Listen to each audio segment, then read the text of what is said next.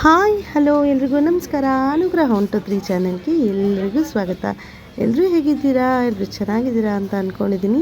ಈ ವಿಡಿಯೋನ ಸ್ಟಾರ್ಟ್ ಮಾಡ್ತಾಯಿದ್ದೀನಿ. ಏನಪ್ಪ ಅಂತ ಹೇಳಿದ್ರೆ, ಇವತ್ತು ನನ್ನ ಬರ್ಡೇ. ಹಾಗಾಗಿ ಎಲ್ಲರೂ ಪ್ಲ್ಯಾನ್ ಮಾಡಿದ್ವಿ ಆಚೆ ಎಲ್ಲಾದರೂ ಹೋಗೋಣ ಅಂಥೇಳಿ.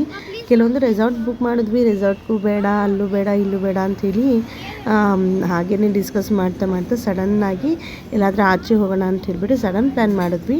ಪ್ಲ್ಯಾನ್ ಮಾಡ್ತಾ ಇರಬೇಕಾದ್ರೆ ಸರಿ ಯಾವಾಗಲೂ ಕರ್ನಾಟಕ ಸೈಡಲ್ಲೇ ಹೋಗ್ತಾ ಇದ್ವಿ. ಹಾಗಾಗಿ ಈ ಸರಿ ತಮಿಳ್ನಾಡು ಸೈಡಲ್ಲಿ ಹೋಗೋಣ ಅಂತ ಹೇಳ್ಬಿಟ್ಟು ಪ್ಲ್ಯಾನ್ ಮಾಡ್ಕೊಂಡ್ವಿ. ಹಾಗಾಗಿ ಇಲ್ಲಿಂದ ಹೊರಡ್ತಾ ಇದ್ದೀವಿ. ಮತ್ತು ಮಧ್ಯ ದಾರಿಲಿ ಹೋಗ್ತಾ 12 ಗಂಟೆ ಆಗೋಗ್ಬಿಟ್ಟಿತ್ತು. 12 ಗಂಟೆ ಆದಮೇಲೆ ಅಲ್ಲೇ ಎಲ್ಲ ಹಾಗೆ ಕಾರ್ನಲ್ಲೇ ಕೂತ್ಕೊಂಡು ವಿಶಸ್ ಎಲ್ಲ ಮಾಡಿದ್ರು. ವಿಶ್ ಮಾಡಿಬಿಟ್ಟು ಸರಿ ಫಸ್ಟು ಹಾಲು ಏನಾದರೂ ಕುಡಿಯಮ್ಮ ಅಂತ ಹೇಳ್ಬಿಟ್ಟು ಬಾದಾಮಿ ಹಾಲು ಕುಡ್ಸೋಕ್ಕೆ ಅಂತ ಹೇಳ್ಬಿಟ್ಟು ಇಲ್ಲಿ ನಿಲ್ಲಿಸಿದ್ದಾರೆ. ಎಲ್ಲರೂ ಕೂಡ ತುಂಬ ಅಂದರೆ ತುಂಬಾ ಎಕ್ಸೈಟ್ ಇದ್ದೀವಿ. ತುಂಬ ಚೆನ್ನಾಗಿ ಈ ಟ್ರಿಪ್ನ ಎಂಜಾಯ್ ಮಾಡೋಣ ಅಂತ ಅಂದ್ಕೊಂಡು ಹೊರಟ್ವಿ. ಇಲ್ಲಿ ಫಸ್ಟು ನಾವು ಪಾಂಡಿಚೇರಿಲಿ ನಾವು ರೂಮ್ ತೊಗೊಂಡು ಅಲ್ಲಿ ಸ್ಟಾಪ್ ಮಾಡಿ ಅಲ್ಲಿ ಸ್ಟೇ ಮಾಡಿದ್ವಿ. ಅಲ್ಲಿ ಅಟ್ಮಾಸ್ಫಿಯರ್ ಎಲ್ಲ ತುಂಬಾ ಚೆನ್ನಾಗಿತ್ತು. ಏನಂತ ಹೇಳಿದ್ರೆ, ಅಲ್ಲಿ ನಾವು ಬುಕ್ ಮಾಡಿದಂಥ ರೂಮ್ ಏನಿತ್ತಲ್ವ ಕಾಟೇಜು, ಅಲ್ಲಿ ಸ್ವಿಮ್ಮಿಂಗ್ ಪೂಲೆಲ್ಲ ಇತ್ತು. ಸ್ವಿಮ್ಮಿಂಗ್ ಪೂಲಲ್ಲೆಲ್ಲ ಆಟ ಆಡಿಕೊಂಡು ಚೆನ್ನಾಗಿ ಇವಾಗ ಹೊಟ್ಟೆ ತುಂಬ ಹಸಿವಾಗಿತ್ತು. ಹಾಗಾಗಿ ಊಟ ಮಾಡೋಣ ಅಂತ ಹೇಳ್ಬಿಟ್ಟು ಎಲ್ಲ ಹೊರಟಿದ್ದೀವಿ. ಅಲ್ಲಿಂದ ಬರ್ತಾನೆ ಒಳ್ಳೆ ಮೀನು ಸಿಕ್ತು. ಮೀನನ್ನು ತೊಗೊಂಡು ಬಂದು ಮೀನನ್ನು ಕುಕ್ ಮಾಡೋಣ ಅಂಥೇಳಿ ಇಲ್ಲೆಲ್ಲ ರೆಡಿ ಮಾಡ್ಕೋತಾ ಇದ್ವಿ. ನಾನು ಯಾವಾಗಲೂ ಅಷ್ಟೇ, ನಾನು ಇದೇ ಅಂತೆಲ್ಲ ಯಾವಾಗ ಎಲ್ಲೇ ಟ್ರಿಪ್ಪಿಗೆ ಹೋದ್ರೂ ಕೂಡ ಒಂದು ಸಣ್ಣ ಗ್ಯಾಸು, ಒಂದೆರಡು ಚಿಕ್ಕ ಪಾತ್ರೆಗಳಾಗಿರ್ಬೋದು, ನಮ್ಮ ಮನೆಗೆ ಎಷ್ಟು ಬೇಕಾಗುತ್ತೆ ಅಷ್ಟು ಸಣ್ಣ ಪಾತ್ರೆಗಳು ಅದನ್ನೆಲ್ಲ ತೊಗೊಂಡು ಕ್ಯಾರಿ ಮಾಡ್ಕೊಂಡು ಹೊರಟೋಗ್ತೀನಿ. ಒಂದು ಸ್ವಲ್ಪ ಅಕ್ಕಿ, ಒಂದು ಸ್ವಲ್ಪ ಎಣ್ಣೆ, ಈ ಥರ ಎಲ್ಲ ಚೆನ್ನಾಗಿ ಇಟ್ಕೊಂಡು ಹೊರಡ್ತೀನಿ. ಯಾಕಪ್ಪ ಅಂತ ಹೇಳಿದ್ರೆ, ಮಕ್ಕಳಿರೋದ್ರಿಂದ ಸಡನ್ನಾಗಿ ಒಂದೊಂದು ಟೈಮು ಬಿಸಿನೀರೇ ಆಗಿರ್ಬೋದು, ಒಂದು ಟೈಮು ತುಂಬಾ ಹೊಟ್ಟೆ ಹಸಿವು, ಜರ್ನಿ ಟೈಮಲ್ಲಿ ಕೆಲವೊಂದು ಕಡೆ ಊಟ ಸರಿ ಹೋಗಲ್ದಿಲ್ಲ. ಆ ಟೈಮಲ್ಲಿ ಮಕ್ಕಳು ಇರೋದ್ರಿಂದ ನಾವೇನಾದರೂ ಸಡನ್ನಾಗಿ ಮಾಡಿಕೊಡ್ಬೋದು, ಅಟ್ಲೀಸ್ಟ್ ಬಿಸಿನೀರಾದರೆ ಮಾಡ್ಬೋದು ಅಂಥೇಳಿ ನಾನು ಯಾವಾಗಲೂ ಈ ಸಣ್ಣ ಗ್ಯಾಸ್ನ ಕ್ಯಾರಿ ಮಾಡ್ತೀನಿ. ಅಲ್ಲಿ ನೋಡಿದ್ನಲ್ಲ, ಮೀನಂತೂ ತುಂಬಾ ಚೆನ್ನಾಗಿತ್ತು. ಮೀನು ಫ್ರೈ ಮಾಡಿಕೊಂಡು ಸ್ವಲ್ಪ ಮೀನನ್ನು ಹಾಗೆಯೇ ಕರಿ ಥರ ಮಾಡಿಕೊಂಡು ಊಟ ಮಾಡೋಣ ಅಂತ ಹೇಳ್ಬಿಟ್ಟು ಎಲ್ಲ ರೆಡಿ ಮಾಡಿ ಇಟ್ಟಿದ್ದೀನಿ. ರೆಡಿ ಮಾಡಿಕೊಂಡು ಫಸ್ಟು ಅಡುಗೆ ಮಾಡಿಬಿಡೋಣ ಅಂಥೇಳಿ ಅಡುಗೆ ಮಾಡ್ಕೋತಾ ಇದ್ದೀನಿ. ಇಲ್ಲಿ ನಮ್ಮ ಭಾವನ ಮಗಳು ಕೂಡ ನನಗೆ ಸ್ವಲ್ಪ ಹೆಲ್ಪ್ ಮಾಡಿದ್ಲು. ಇದೆಲ್ಲ ಮಾಡಿಟ್ಬಿಟ್ಟು ಆಚೆ ಹೋಗೋಣ ಅಂಥೇಳಿ ರೆಡಿಯಾಗಿದ್ವಿ. ಆಚೆ ಹೋಗೋಣ ಅಂತಂದರೆ ಅಲ್ಲೇ ನಾವು ಹೋಟೆಲ್ ಏನು ರೂಮ್ ಬುಕ್ ಮಾಡ್ಕೊಂಡಿದ್ವೋ ಅಲ್ಲೇ ಎದುರುಗಡೆ ಚರ್ಚ್ ಕೂಡ ಇತ್ತು. ಆ ಚರ್ಚ್ಗೆ ಹೋಗ್ಬಿಟ್ಟು ಬರೋಣ ಅಂತ ಹೇಳ್ಬಿಟ್ಟು ವಾಕಬಲ್ ಹಾಗೆ ಹೋಗಿದ್ವಿ. ಅಲ್ಲಿಂದ ಬರ್ತಾ ಕೇಕು ಅದನ್ನೆಲ್ಲ ತೊಗೊಂಡು ಬರೋಣ ಅಂತ ಹೇಳ್ಬಿಟ್ಟು ಹಾಗೆ ಹೋದ್ವಿ. ತುಂಬ ಅಂದರೆ ತುಂಬಾ ಚೆನ್ನಾಗಿತ್ತು. ರಿಲ್ಯಾಕ್ಸ್ ಫೀಲ್ ಆಯಿತು ನಿಜವಾಗ್ಲೂ ಹೇಳಬೇಕು ಅಂದರೆ. ಈ ರೀತಿ ವಾಕು ಈವ್ನಿಂಗ್ ಟೈಮಲ್ಲಿ ಹೋದರೆ ನನಗಂತೂ ತುಂಬಾ ಮೈಂಡ್ ರಿಲ್ಯಾಕ್ಸ್ ಆಗುತ್ತೆ. ನೋಡಿದ್ರಲ್ಲ, ಈ ರೀತಿ ಬರ್ತ್ಡೇ ಕೂಡ ಸೆಲೆಬ್ರೇಷನ್ ಮಾಡಿದ್ರು. ನನಗಂತೂ ಭಾಳನೇ ಖುಷಿ ಆಯಿತು. ಬರ್ತ್ಡೇ ಅಂತ ಅಂದ ಕೂಡಲೇ ನನಗೆ ತುಂಬಾ ನೆನಪಾಗೋದು ಏನಪ್ಪ ಅಂತ ಹೇಳಿದ್ರೆ, ನಾವು ಸಣ್ಣವ್ರು ಇರಬೇಕಾದ್ರೆ ಅಥವಾ ನಾವು ದೊಡ್ಡವರಾಗೋ ತನಕನೂ, ನನ್ನ ಮದುವೆ ಆಗೋ ತನಕನೂ ಈ ರೀತಿ ಕೇಕ್ ತೊಗೊಂಡು ಬರೋದು, ಕಟ್ ಮಾಡೋದು, ಈ ರೀತಿ ಎಲ್ಲ ಯಾವತ್ತೂ ಮಾಡಿಲ್ಲ. ಪ್ರತಿ ಬರ್ತ್ಡೇಗೂ ಹೊಸ ಬಟ್ಟೆ ಮಾತ್ರ ಇದ್ದೇ ಇರ್ತಿತ್ತು. ನಮ್ಮಮ್ಮ ಒಂದು ಸೀರೆನಾದರೂ ಹರಿದ್ಬಿಟ್ಟು ಒಂದು ಡ್ರೆಸ್ ಹೊಲಿದು ಕೊಟ್ಬಿಡ್ತಾಯಿದ್ರು. ಅಮ್ಮ ಅಂತೂ ಯಾವಾಗಲೂ ಅದು ಮಾಡೋರು.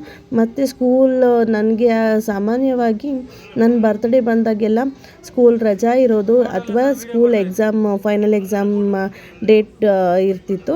ಹಾಗಾಗಿ ದೇವಸ್ಥಾನಕ್ಕೆ ಹೋಗಿ ಬಂದು ಸ್ವಲ್ಪ ಚಾಕ್ಲೇಟ್ಸ್ನ ಇದನ್ನು ಹಂಚಿದ್ರೆ ಸಾಕು, ಭಾಳ ದೊಡ್ಡ ಗ್ರ್ಯಾಂಡಾಗೇನೋ ಮಾಡ್ಕೊಂಬಿಟ್ಟಿದ್ದೀವಿ ಬರ್ತ್ಡೇ ಅಂತ ಹೇಳಿ ಅನ್ನಿಸ್ತಾ ಇತ್ತು. ಸೊ ಅದಾದಮೇಲೆ ಪ್ರತಿ ವರ್ಷ ಕೂಡ ನಮ್ಮ ಯಜಮಾನ್ರು ಇದೇ ರೀತಿಯಲ್ಲಿ ಕೇಕ್ ತೊಗೊಂಡು ಬಂದು ಕಟ್ ಮಾಡಿಸ್ತಾರೆ.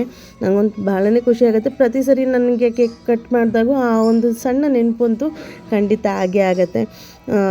ನೋಡಿದ್ರಲ್ಲ, ಈ ರೀತಿಯಾಗಿ ಬರ್ತ್ಡೇ ಸೆಲೆಬ್ರೇಷನ್ ಮಾಡ್ತಾರೆ.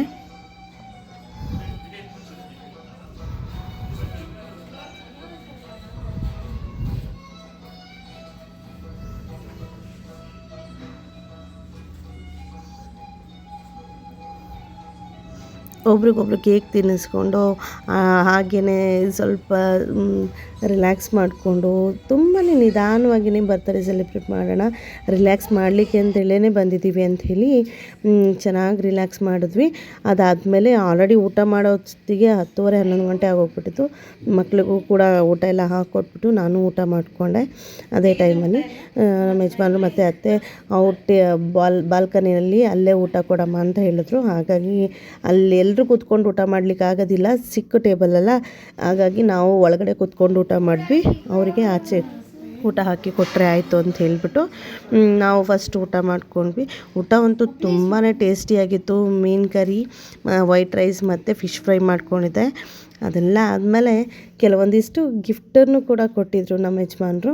ಏನಪ್ಪ ಅಂತ ಹೇಳಿದ್ರೆ, ಇದನ್ನು ಮನೆಗೆ ಬಂದ ಮೇಲೆ ನನಗೆ ಈ ಆರ್ಡರ್ಸ್ ಎಲ್ಲ ಏನು ಆರ್ಡ್ರ್ ಮಾಡಿದ್ರು, ಗಿಫ್ಟು ಡ್ರೆಸ್ಸಸ್ನ ಆರ್ಡ್ರ್ ಮಾಡ್ಕೊಂಡಿದ್ರು. ಆ ಡ್ರೆಸ್ಸಸ್ ಎಲ್ಲ ಬಂತು. ಒಂದು 5 ಪೇರು ಡ್ರೆಸ್ಸು ಆರ್ಡ್ರ್ ಮಾಡಿದರು. ಇಲ್ಲಿ 4 ಪೇರ್ ಮಾತ್ರ ಇದೆ, ಇನ್ನೊಂದು ಪೇರ್ ಆಲ್ರೆಡಿ ಹಾಕ್ಕೊಂಡಿದ್ದೆ, ಅದನ್ನು ವಾಶ್ ಮಾಡೋಕ್ಕೆ ಹಾಕ್ಕೊಂಡಿದ್ದೀನಿ. ಅದಕ್ಕಾಗಿ ಅದೊಂದು ಡ್ರೆಸ್ಸು ಮಿಸ್ ಆಯಿತು. ಇಲ್ಲಿ ತುಂಬಾ ಚೆನ್ನಾಗಿದೆ. ಈ ಕ್ವಾಲಿಟಿ ಅಂತೂ ತುಂಬಾ ಚೆನ್ನಾಗಿದೆ. ಕಾಟನ್ ರೆಗ್ಯುಲರ್ ವೇರಿಗೆ ಅಂತೂ ಭಾಳ ಕಂಫರ್ಟಬಲ್ ಅಂತ ಹೇಳಿ ಅನಿಸ್ತು. ತುಂಬಾ ಚೆನ್ನಾಗಿದೆ, ನೋಡೋದಕ್ಕೂ ತುಂಬಾ ಚೆನ್ನಾಗಿದೆ. ಹಾಕೊಂಡ್ರೂ ಕೂಡ ತುಂಬ ಒಳ್ಳೆ ಫೀಲ್ ಆಗುತ್ತೆ. ಅದಕ್ಕೆ ದುಪ್ಪಟ್ಟ ಮತ್ತು ಪ್ಯಾಂಟ್ ಕೂಡ ಬಂದಿದೆ. ಮತ್ತು ಇಲ್ಲಿ ನೋಡಿದ್ರಲ್ಲ, ಕಟ್ಟೆ ಮೇಲೆ ಕೂಡ ಅಡುಗೆ ಎಲ್ಲ ಮಾಡ್ಕೋಬೋದು. ಆ ರೀತಿ ಫೆಸಿಲಿಟಿ ಇರುವಂಥ ಹೋಟೆಲ್ಗಳನ್ನೇ ನಾನು ಯಾವಾಗಲೂ ಬುಕ್ ಮಾಡ್ಕೋತೀನಿ. ನನಗಂತೂ ಭಾಳ ಇಷ್ಟ ಆಗುತ್ತೆ ಆಚೆ ಎಲ್ಲ ಬಂದಾಗ ಅಡುಗೆ ಎಲ್ಲ ಮಾಡ್ಕೊಳ್ಳೋದು, ಊಟ ಮಾಡೋದು. ಮತ್ತು ನಿಮ್ಗೆ ಹೇಗೆ ಅನಿಸುತ್ತೆ ಅಂತ ಹೇಳ್ಬಿಟ್ಟು ಕಾಮೆಂಟ್ ಮಾಡಿ, ಆಯಿತಾ. ಅದೆಲ್ಲ ಆದಮೇಲೆ ಕೆಲವೊಂದಿಷ್ಟು ಫೋಟೋಸ್ನೆಲ್ಲ ತೆಗೆಸ್ಕೊಂಡು ಅಲ್ಲಿಂದ ಮತ್ತೆ ಇನ್ನೊಂದು ಟ್ರಿಪ್ಗೆ ನಾವು ಹೊರಡ್ತಾ ಇದ್ದೀವಿ. ನೋಡಿದ್ರಲ್ಲ, ಇನ್ನೊಂದು ಟ್ರಿಪ್ಪು ಯಾವುದು ಅಂಥೇಳಿ ಗೊತ್ತಾಗಬೇಕು ಅಂತ ಹೇಳಿದ್ರೆ ನೆಕ್ಸ್ಟ್ ವ್ಲಾಗ್ನಲ್ಲಿ ಖಂಡಿತವಾಗ್ಲೂ ಅದು ಕೂಡ ಅಪ್ಲೋಡ್ ಮಾಡ್ತೀನಿ.